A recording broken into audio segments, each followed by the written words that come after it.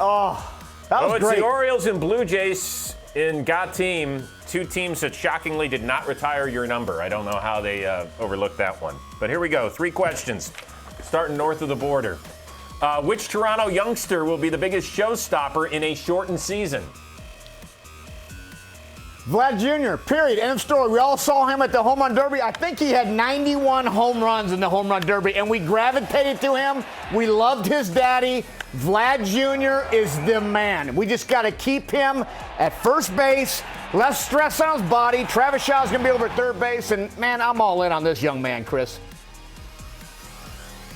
Yeah, I think Guerrero and Bo Bichette are the obvious picks, and then you got Kevin Biggio. But I'm going to go to the mound with a guy who might not even break camp with the team, and that's Nate Pearson. He pitched inter-squad over the weekend, looked really good. He's the number 8 overall prospect in baseball, 3rd best pitcher. And with Chase Anderson going on the injured list because he blew out his oblique, this guy's going to have a chance to compete for that 5th spot. Now, because of service time issues, he might not be there until maybe the 2nd week or 10 days into the season, but we're going to see him at some point.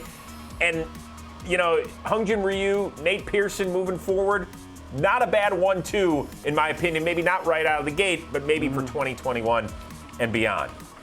All right, up next, Baltimore Orioles. What is a bigger number this year? O's leading home run hitter or wins by Baltimore? God, this is such a tough question. Listen, it's going to be a tough year for Brandon Hyde and these Orioles, but it's only going to be 60 games. I'm going to say the leading home run hitter. Once again, it's hot in Baltimore. We got a small little porch out there with a tiny little fence. And can it be Chris Davis? Come back! Come on, Chris! Hit some home runs! So I'm going to say homers. This is a flip of a coin just because the hitter's ballpark. Yeah, obviously they're without their leading home run hitter, Trey Mancini. We send our best, by the way, to Trey. He's fighting the good fight against colon cancer. He's recovering right now, so 2 thumbs up on that. That's the most important story for the Baltimore Orioles this year moving forward. But I actually think that they're not going to be much better than everybody anticipates, but I think they could get 21 or 22 wins. I think if you hit 21 homers in 60 games, that's a ton this year. I don't know if a guy like Renato Nunez can get to that many. He did hit 15 in the first 60 games a year ago when they went 19 and 41 overall. So I think Orioles wins. I'm rooting for you guys, and we're definitely rooting 2 thumbs up for Trey Mancini. All right, last one. As we mentioned, you played for both these teams and left an indelible image. Like, who could forget opening day when you did the Ray Lewis, and that worked out great for you. Almost as well as that time in Toronto you faced Jay Happ and gave us that monumental swing. What moment was more embarrassing, Kev? You know what? I love the Ray Lewis one, so that wasn't embarrassing.